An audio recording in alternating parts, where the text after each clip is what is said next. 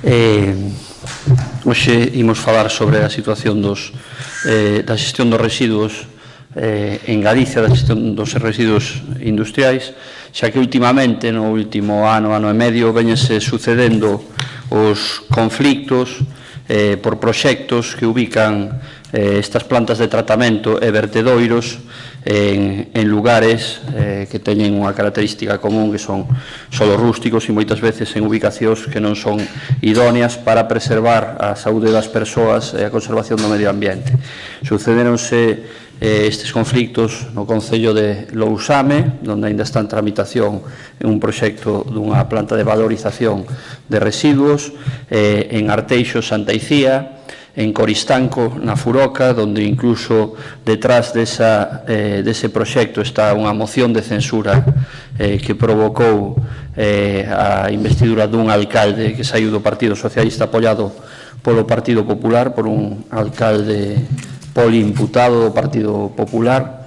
Tamén houbo ese mesmo conflicto tamén no concello da Laracha, etcétera, etcétera. Non houbo varios conflictos en Teo, en Casalonga, onde se pretende tamén instalar unha planta de tratamento de residuos a menos de 400 metros de núcleos de poboación, etcétera.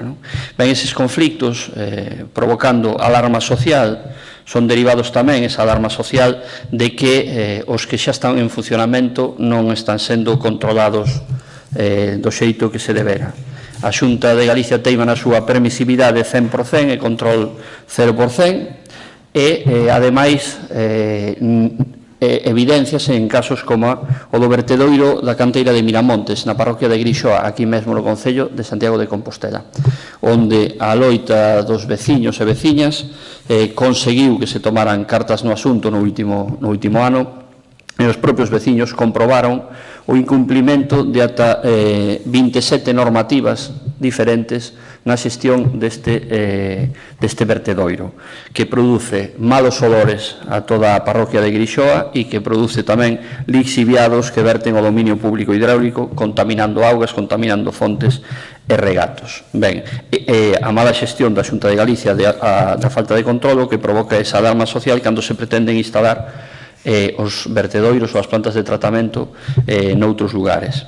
E, ademais, estáse convertindo o que debería de ser excepción na norma, e, en cambio, a norma convírtese en excepcional. E explícome.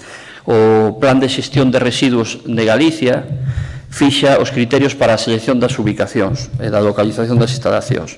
Un deles é a calidade das vías de acceso, dos camiños, das vías de comunicación, e tamén di que prioritariamente se instalarán en solos industriais. En solo industrial. Ben, claro,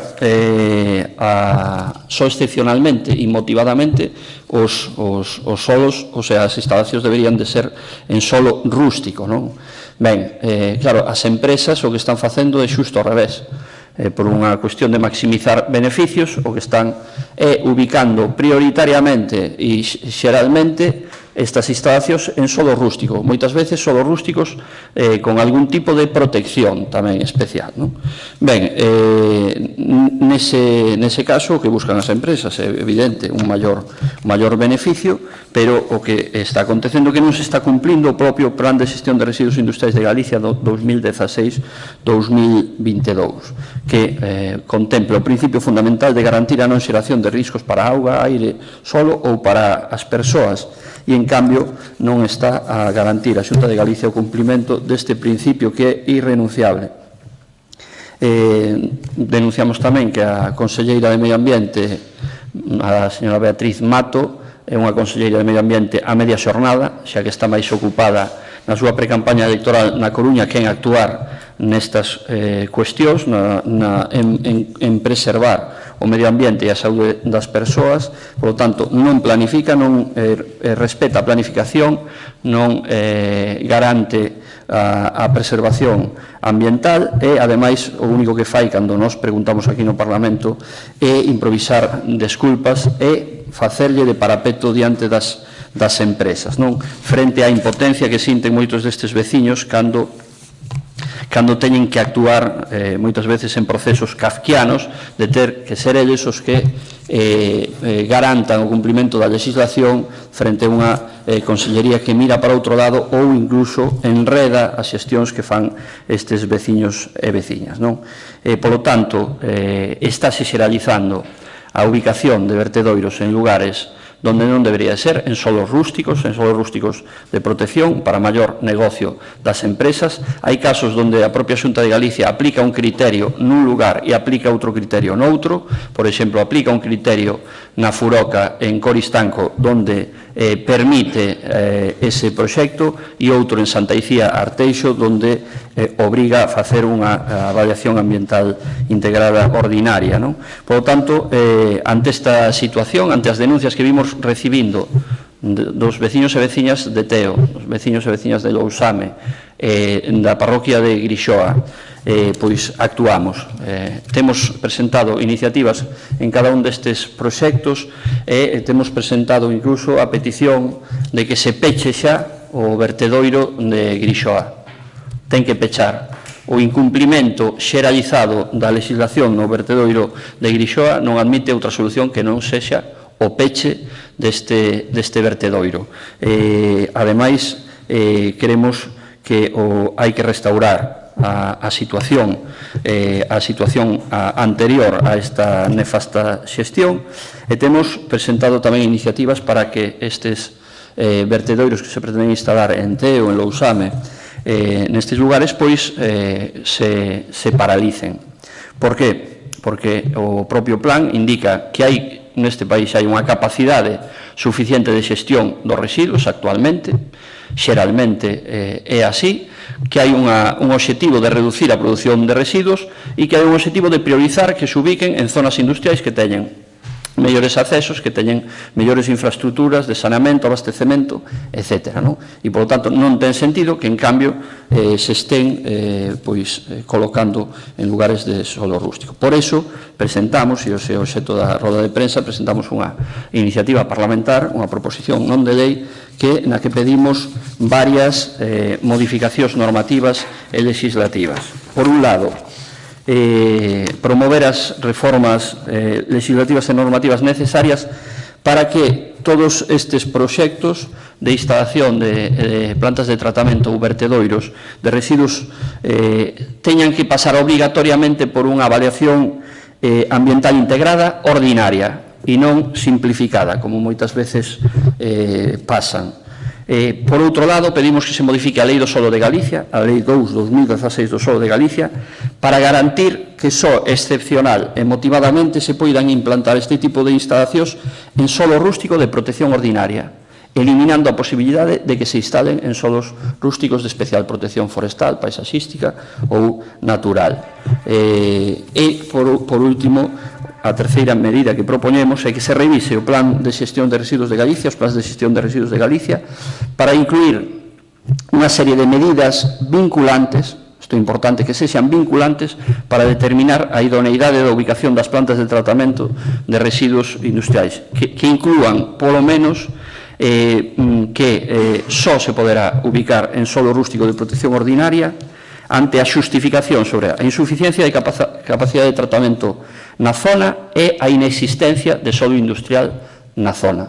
E só neses casos se podería implantar en solo rústico de protección ordinaria, para evitar, evidentemente, que primen os criterios económicos de beneficio das empresas sobre os criterios ambientais, e, ademais, nun país no que os datos din que temos capacidade xa hoxe en día suficiente de tratamento de residuos industriais. Estas iniciativas registradas levaremos a debate en canto se reanude o período de sesións e agardamos que a conselleira a media xornada pois sexa receptiva a estas peticións que creemos que son de xusticia. Nada máis, se tedes algunha pregunta.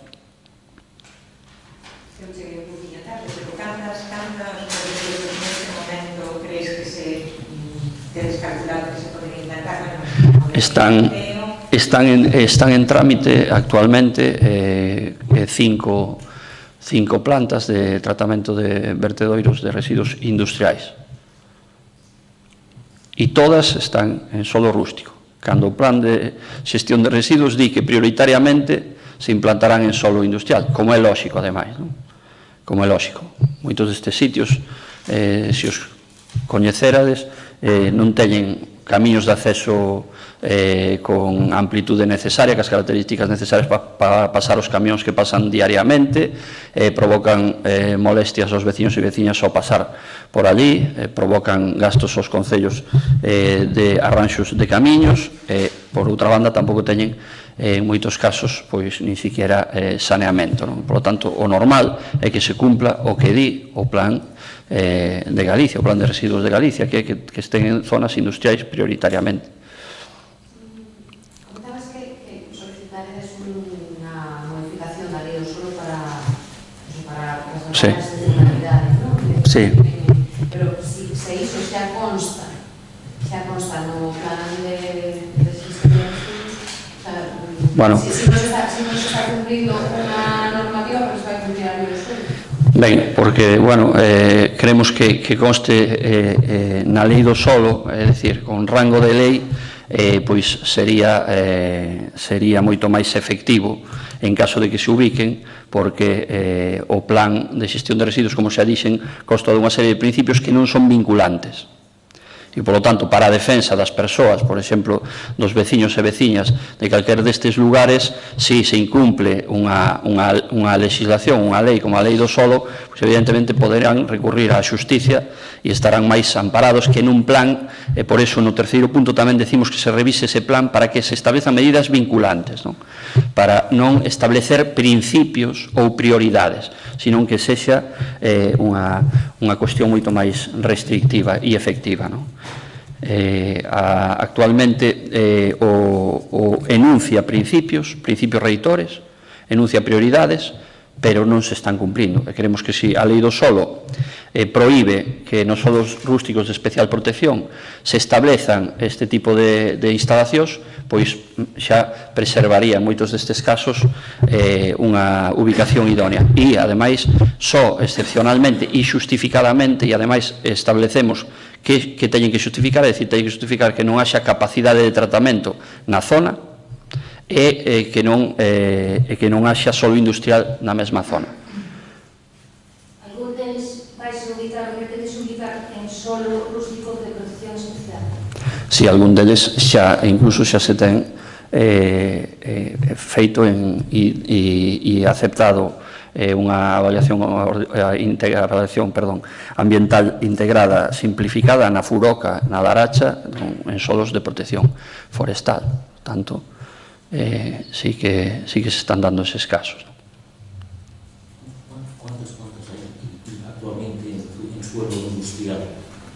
Non teño ese dato, aínda que, bueno, teño aí o plan de residuos onde ven, son moitas, sobre todo nas provincias da Coruña e Pontevedra, onde están ubicadas o 90% destas plantas, pero non che podería decir porque son máis de 150, o sea, é unha cuestión que existe moita. ¿Esas 5 ya están funcionando? No, estamos falando das que están en proxectos, sí. E a que atribuídes a actuación da Xunta neste...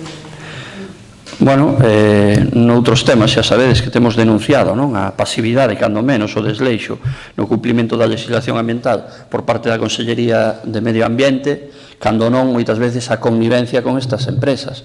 O que sí que é certo é que a realidade é que todos estes proxectos se ubican en solos rústicos e o que é certo é que actualmente a Xunta de Galicia, en casos como os vertedoiros de Grixoa, non está cumplindo co seu papel de facer cumplir a legislación.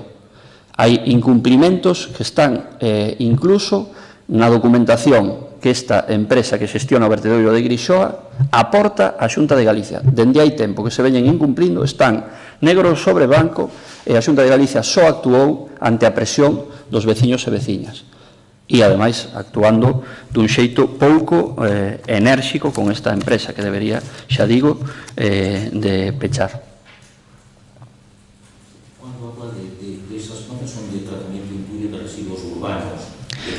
Non, de residuos industriais estamos falando, sí.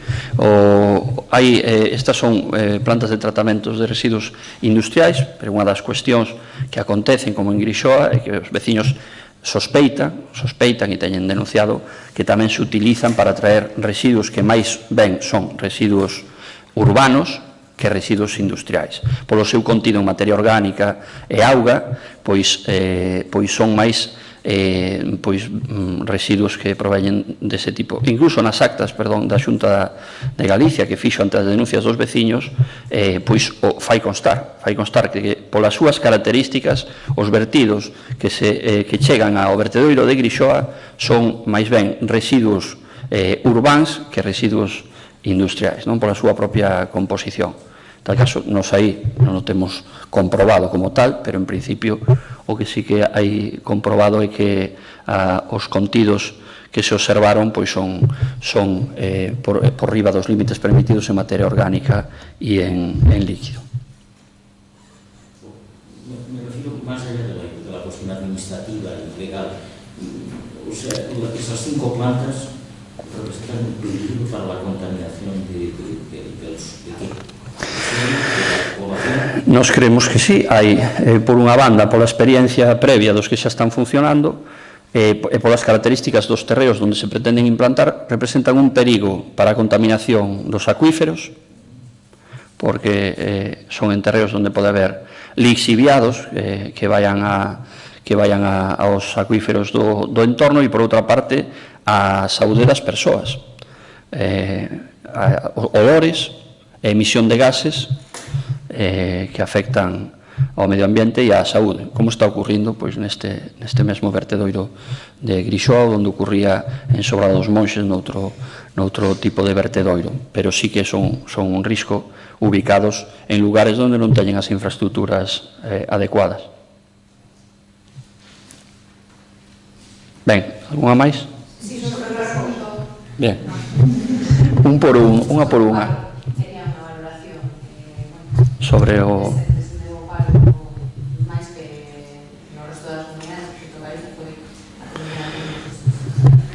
Ben, nos vimos dicindo dende hai moito tempo, sexan os datos uns ou outros que parezan máis ou menos positivos ou negativos, vimos incidindo na estacionalidade dos datos, e iso reflexa que hai un modelo baseado na precariedade, na temporalidade, e baseado nun emprego de pouca calidade, de baixos salarios que impiden, pois, por exemplo, ter un modelo de futuro para a nosa mocidade, de estabilidade laboral, de poder ter proxectos vitais a longo prazo, e iso reflexan os datos de paro de Galicia, que hai épocas onde hai baixadas importantes, sobre todo cando medra o emprego no sector servicios, e hai outras onde as baixadas son máis importantes cando eso destrúe emprego, non? E ese é un modelo de precariedade derivado das políticas do Partido Popular, e aquí o señor Feijóo é un alumno aventaxado das políticas de desregulación laboral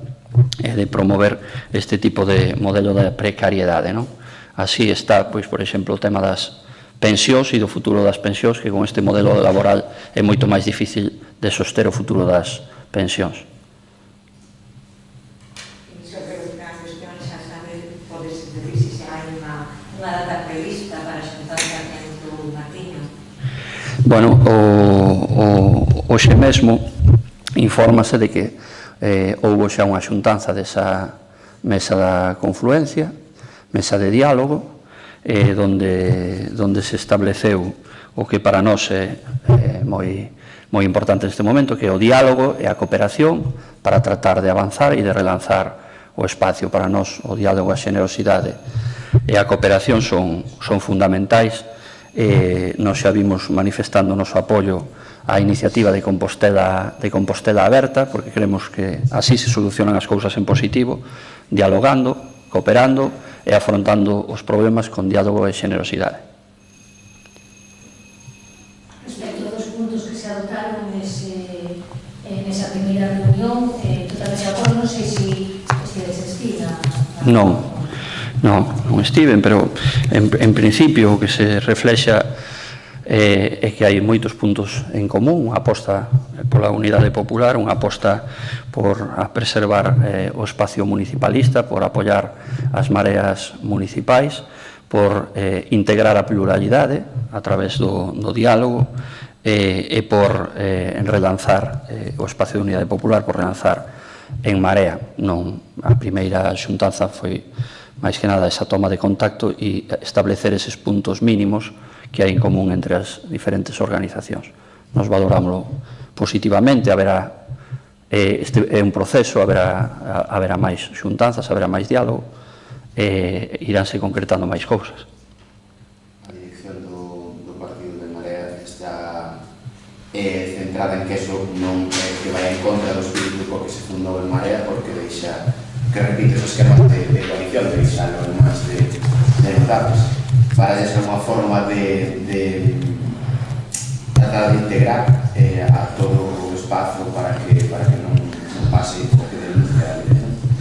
Non, é que nós creemos que dende sempre a Unidade Popular fundamentouse na integración da pluralidade, en facer moitos esforzos por integrar os diferentes, porque sabemos que non é posible ser alternativa, unha alternativa potente ás políticas do Partido Popular se non integramos a pluralidade, e esa pluralidade se integra a base de diálogo. O diálogo, establecer unha mesa de diálogo que aberta, non significa que se constitúa nun órgano decisorio. A proposta de Compostela Aberta respeta perfectamente os órganos de En Marea como órganos decisorios, pero sí que establece vías de comunicación para afrontar os problemas que hai e para relanzar o espacio. Por lo tanto, enrocarse no non diálogo creo que non é positivo, pero xa digo, a proposta constructiva, nós temos unha actitude positiva e constructiva de non entrar en determinadas cuestións máis que poderían darlle un enfoque máis negativo e, por lo tanto, nos parece positivo abrir o diálogo está aberto con todo o mundo e, por lo tanto, queremos que a dirección de Marea tamén debería de sumarse e ver como algo positivo esta aposta, porque é unha aposta pola unidade popular, é unha aposta por relanzar en Marea, é unha aposta por afrontar os problemas, que, como sempre, nun proceso de construción de un espacio tan complexo como este, hainos, e hai que afrontalos falando. Entón, a configuración formal actual de Marea para nova é aceptable. Nos dixemos que a proposta de Compostela Aberta o único que abre é unha vía de diálogo entre no espacio para resolver problemas. A partir de aí é o diálogo, a cooperación e a xenerosidade o que vai construindo este espacio. Nós sempre dixemos que En Marea non é un partido clásico convencional, é un espacio de unidade popular onde hai diferentes organizacións, sensibilidades, pero sempre defendimos que, evidentemente, quen decide é unha